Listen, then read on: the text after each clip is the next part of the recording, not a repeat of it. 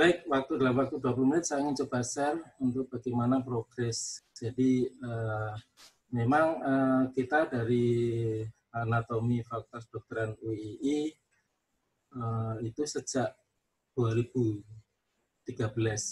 Yaitu kita senyap, silent, kita mencoba untuk memperbaiki diri untuk lab-labnya supaya lebih modern dan sebagainya. Sehingga ini coba perkembangan atau pengembangan laboratorium anatomi yang insya Allah kita programkan memang tidak jangka pendek, tapi jangka panjang.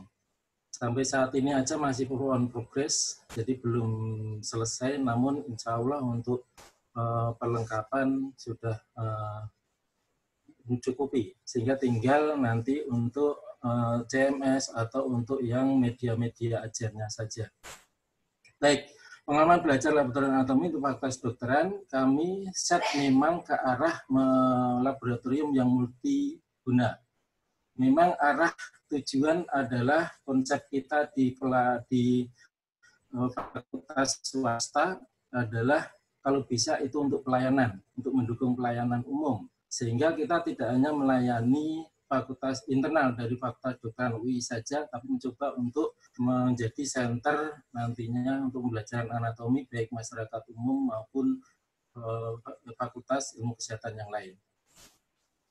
Latar belakang dulu sebelum 2017, dimana saya mencoba saya rangkum di sini bahwasanya anatomi UII sebetulnya adalah Fakultas Kedokteran yang didirikan pada tahun 2000 mulai kuliah 2001, itu satu-satunya yang langsung berbasis blok, artinya sistem pembelajarannya dengan blok.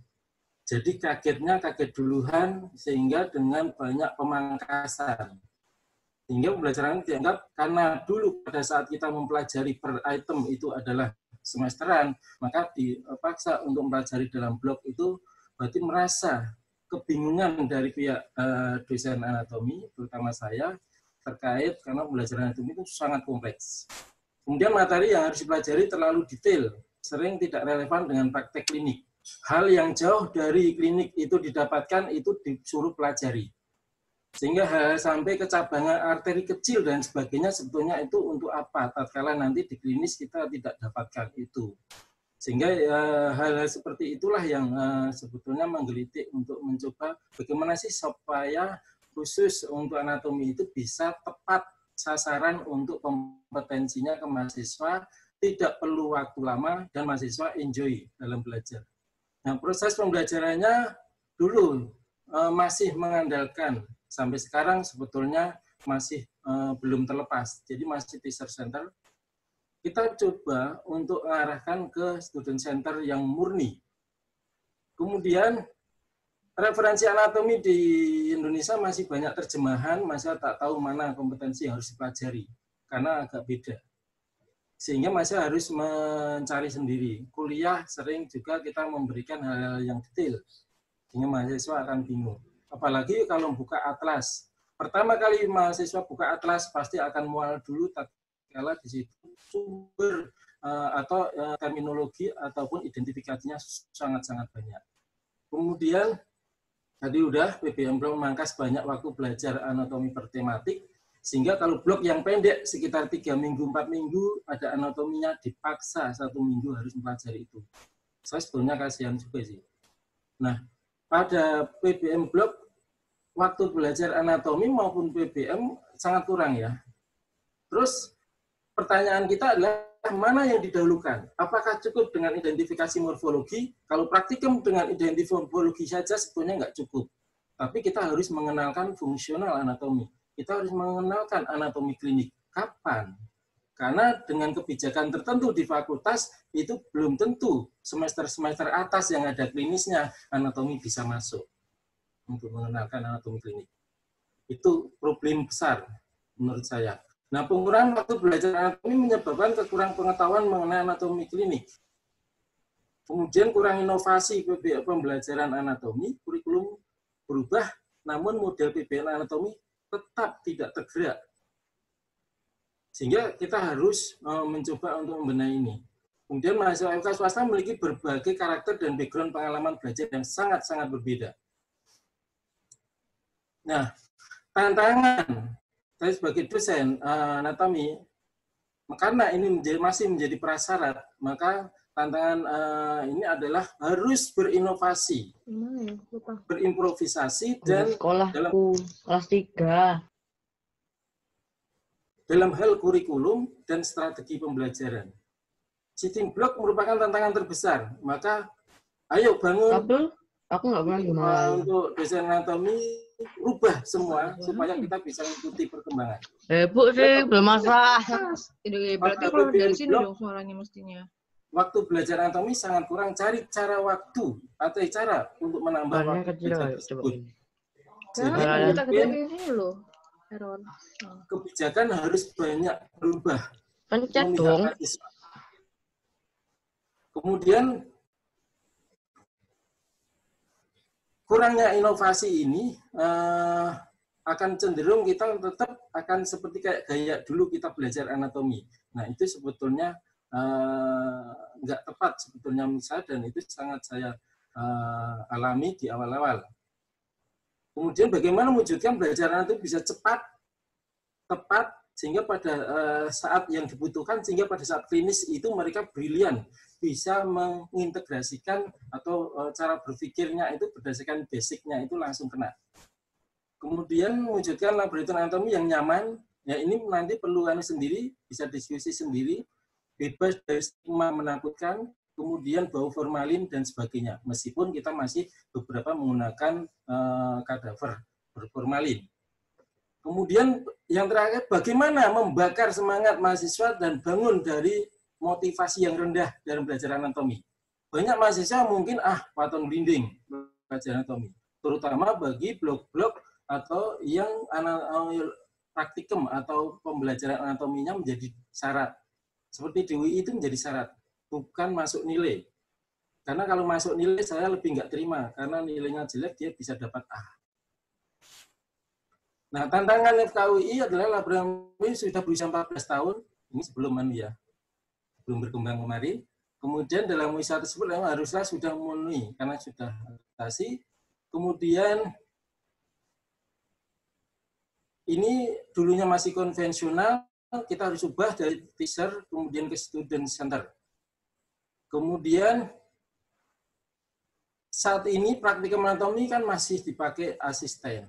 Nah, ini menyisakan beberapa problem di mana keseragaman penyampaian itu akan berbeda dari masing-masing mahasiswa. Jadi ini harus kita sikapi juga, sehingga nanti termasuk di sini akan ada teknologi yang saya terapkan untuk bisa menggantikan keseragaman tersebut, ketidakberagaman tersebut. Kemudian saya harus bangun untuk membenahi dan bagaimana untuk mengejar ketinggalan dengan institusi lain. Kemudian saya melakukan benchmark ke beberapa laboratorium anatomi di fakultas lain, termasuk di NUS di Singapura, kemudian juga di Cina. Nah, mungkin ini saya lewati aja. Ide dasar sebetulnya adalah mungkin Bapak Ibu nanti bisa menjadi yuk kita benahi bersama untuk pembelajaran anatomi di Indonesia. Jadi ide dasar saya adalah kita memimpikan laboratorium di mana siswa dapat mempelajari ilmu anatomi dalam konsep kayak bengkel dan one stop study. Artinya di situ mirip perpustakaan, jadi mahasiswa itu bisa mempelajari tanpa yang dijadwalkan. Jadi sampai koas mau mempelajari lagi, datang, kemudian welcome, itu memang kita buka terus, karena konsepnya adalah museum tadi. Dan lab, kita harus menjadi tempat yang ideal untuk belajar anatomi yang sangat menyenangkan. Kemudian desain praktikum dengan aktivitas belajar yang inovatif akan membantu siswa belajar lebih banyak dari pengalaman mereka sebelumnya. Nah, produk museum nanti dengan berbagai koleksinya, saya mencoba untuk pelan-pelan mengkoleksi sampai ke anatomi klinis. sehingga nanti di situ memang jadi peminatnya mahasiswa sampai koas, sampai dokter pun akan ke situ. Sehingga sampai saat ini yang mau residen biasanya kalau yang dari lulusan itu biasanya ngetem berhari-hari di lab anatomi untuk memperdalam itu. Ini salah satu contohnya. Kemudian atlas anatomi kita akan bikin mandiri karena kita akan sesuaikan dengan kompetensi yang ada. Kemudian buku referensi, buku-buku nanti kita akan cobakan sendiri, tapi tidak serta-merta dalam buku, tapi nanti akan dalam bentuk CMS maupun dalam bentuk aplikasi yang ada di komputer di lab. Nah, goalnya adalah kita diharapkan menjadi center belajar anatomi. Nah, anatomi Bapak Ibu di FKWI itu meskipun 2013, tapi sebetulnya kita mulai merangkak untuk lebih.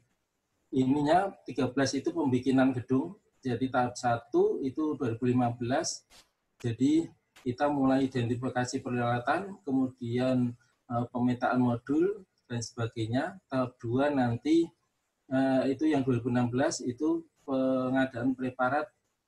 Kenapa saya pilih plastinasi? Karena untuk dipajang itu bebas rawatan. Kemudian lab kita itu sangat dingin karena AC, jadi itu hampir tidak berfungsi untuk exhaust-nya.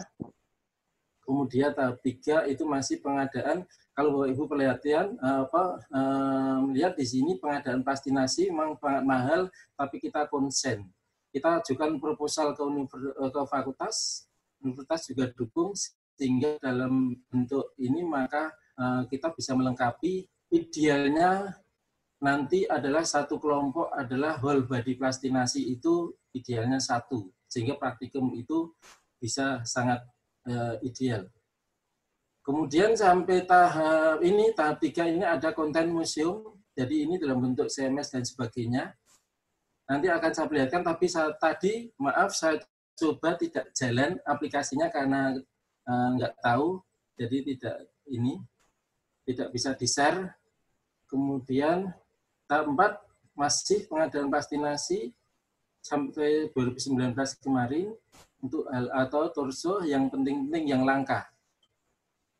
Kemudian tahap 20, jadi ini belum selesai karena sekarang adalah sebetulnya yang terberat adalah pembuatan CMS, video pembelajaran, kemudian sistem assessment untuk online, dan sebagainya. Oke, nanti ini lewat diskusi saja, jadi karena mungkin waktu, jadi satu hal yang mungkin Bapak Ibu kita sharekan di sini adalah kita sangat terbantu dengan adanya teknologi komputer assisted yang nanti itu bisa menggantikan dari mahasiswa asisten. Jadi kita menggunakan banyak nantinya, meskipun kemarin belum efektif, tetapi kita akan konsen untuk insya Allah penggunaan Google Classroom, CMS di web, kemudian YouTube, kemudian learning management, jadi itu termasuk yang Google Classroom itu ya. Jadi itu semua nanti kita aplikasikan. Nah, ranah perbaikan laboratorium nanti kita harus keputusan saya kemarin sangat berani, di mana pada saat pembuatan gedung saya langsung putuskan untuk laboratorium anatomi di paling atas, lantai 4. Karena dengan asumsi pembuangan formalin itu akan jadi hilang di lantai dasar dan sangat tidak mengganggu di area parkir dan sebagainya. Kemudian kita buat laboratorium yang sangat nyaman. Kemudian tentunya karena sering terganggu dengan uap formalin, maka di sini saya desain khusus untuk lab yang nanti tekanan negatifnya bisa maksimal, sehingga untuk pembuangan udara kotor termasuk formalin itu bisa dipercepat. Rata-rata kami membuang itu untuk sebelum dipakai itu maksimal 5 menit itu sudah bersih ruangan. Ini adalah ruang, jadi kita dibikinkan ruangan sangat terbatas. Saya sebetulnya sangat senang kalau bikinkan gedung 2 atau 3 kalinya ini. Tapi ini hanya dibuatkan seperti ini, saya harus set untuk multiguna. Kalau mau tentamen tidak perlu mengubah kursi, kalau mau workshop oke, sesuai kelompoknya, untuk praktikum juga sesuai kelompoknya. Jadi Bapak Ibu bisa lihat di sini ada komputer-komputer yang saya set untuk LAN. Jadi yang ngajar di sini nanti dia PowerPoint-nya itu langsung kalau mau petunjuk, mau preparat itu di komputer kelompok itu sudah muncul semua. Jadi kita tinggal ini nggak akan ada dikeroyok mahasiswa, itu nggak ada istilah dikeroyok lagi. Kemudian mahasiswa itu sudah disesuai dengan kelompoknya masing-masing karena di guidance-nya ada komputer. Kemudian konsen kita untuk sumber belajar, baik itu plastinasi, kadaver formalin, kadaver etanol, kadaver apa kita coba adakan untuk berbagai variasi. Ini cooler untuk kadaver etanol, kemudian ini plastinasi, kemudian ini kita set memang benar-benar sangat ini di perpustakaan. Jadi untuk ini kalau mungkin saya upload ini. Di sini kita bisa interaktif dengan bagus, di mana masing-masing kelompok juga bisa lihat komputernya. Nah, bagaimana cara untuk membuang formalin? Karena selama ini saya sudah tinggalkan dengan egg host yang kecil yang ada di dinding itu, karena itu hanya bisa membuang hanya radius sekitar berapa meter saja, meter persegi. Jadi kita gunakan blower yang mungkin ini di atas ya sekitar 5.000 mungkin sampai 7.000 watt. Sehingga dengan sistem plumbing yang besar, maka di sini ruang penyimpanan kadaver saja yang pernah saya teliti itu 3 kali ambang untuk kadar formalin di ruang persiapan dulu sebelum tahun 2013 kita di sini kita bisa nolkan. Artinya dengan hanya waktu 5 menit itu kalau mau buka ini dalam keadaan dibuka pun tidak bau formalin karena sistem penyedotannya ekstra tinggi. Ini yang mungkin berbeda banget dengan dari laboratorium Bapak Ibu dari pengampu anatomi yang lain. Jadi ini memang konsen saya. Dan 2 menit lagi ya Pak Zanuddin? Ya, ini hanya ada di sini. Kemudian tapi dia bisa membersihkan sampai ke ruangan praktikum. Kemudian untuk program, jadi untuk praktikum, jadi cukup dengan menggunakan ini sehingga bisa tidak pakai asisten, pengampu praktikum cukup 1 dosen pun bisa. Jadi tidak perlu banyak-banyak. Jadi indahnya adalah ini pemateri bisa seragam diterima. Jadi kalau dia memberikan tentang mediastinum, maka dia akan diterima mediastinum semua.